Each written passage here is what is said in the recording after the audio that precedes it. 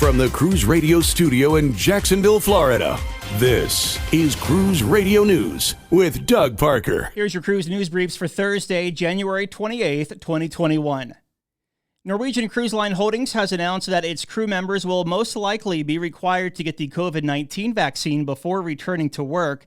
You may recall recently that Norwegian Cruise Line Holdings CEO Frank Del Rio said that the company was exploring whether they might be able to require the same of passengers, but currently this rule will only apply to crew members if the vaccine is available. That keyword is if. This will apply to staff on NCL ships, Oceanic Cruises, and Regent Seven Seas cruises. And the recently sold cruise line Azamara has announced that it has purchased the former Princess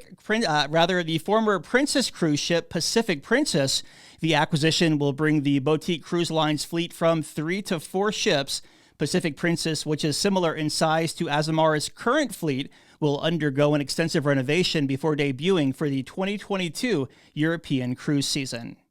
And finally, the Fast Ferry service between Port Everglades and Grand Bahama Island will resume on February 11th.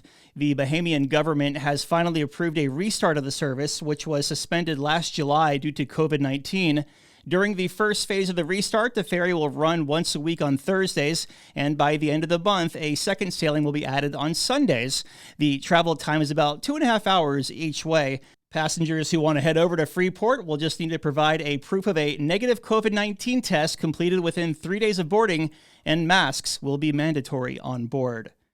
And taking a look at the closing bell for Wednesday, Carnival Cruise Line up 1.4% to 18.98, Royal Caribbean at 66.16, down 0.5%, and NCL down 0.5% to 23.31.